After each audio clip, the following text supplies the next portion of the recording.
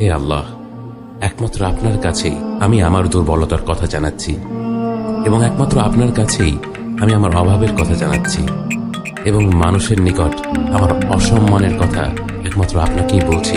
হে আরহামার রাহিমিন, আপনিই তো প্রতিটি দুর্বল ব্যক্তির রব, এবং আপনিই আমার রব।